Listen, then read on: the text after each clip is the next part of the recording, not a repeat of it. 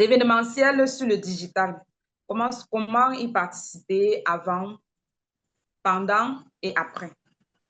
Beaucoup savent, la plupart du temps, comment on peut faire de façon, c'est-à-dire que sur le terrain. Mais maintenant, et sur le digital alors, comment on se prépare? On connaît déjà sur le terrain. Mais sur le digital, comment aujourd'hui on ne se prépare? Vu que l'outil digital aujourd'hui est assez nouveau pour certaines personnes. Pour d'autres, savent même qu'il faut y aller, mais ne savent pas comment on y va.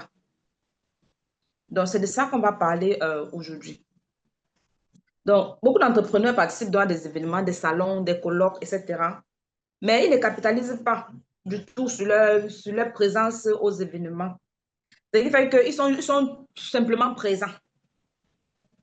Mais à la fin, ils ne peuvent pas montrer de façon tangible ce que l'événement là leur a apporté. Maintenant, donc, qu'est-ce qu'il faut donc faire? C'est que lorsqu'on part à un événement, il ne faut pas se contenter d'être présent. Non. Quand tu sais que je vais participer à un événement, tu as déjà la date de l'événement, tu as le lieu. Normalement, les deux caractéristiques que je viens de citer là doivent être des éléments clés pour savoir, pour déjà juger est-ce que j'y vais ou bien je n'y vais pas. Parce qu'il y a parfois, le délai peut être court par rapport au moment où tu apprends qu'il y a l'événement et la date elle-même, c'est court. Alors, lorsque c'est court comme ça, là, parfois, il y a la pression. Il y a des choses il y a certaines personnes qui ne supportent pas la pression. C'est fait que tu peux décider d'y aller sous pression comme ça, là, tu te retrouves, je veux dire quoi, tu te retrouves à ne pas capitaliser. Le lieu, si c'est très éloigné, il faut juger ça.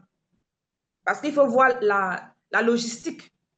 Par exemple, si tu es un entrepreneur qui a des produits physiques, tu as peut-être des livres, tu as peut-être les produits cosmétiques et tout ça. Il ne faudrait pas que lorsque tu vas transporter et qu'en cours de chemin, ce soit peut-être abîmé et tout ça. Donc, ça, c'est des choses qu'il faut prendre en compte lorsque tu vas participer à un événement. Il faut se poser des questions sur ça. Est-ce que j'y vais? Est-ce que je n'y vais pas? Et si j'y vais, la logistique sera comment?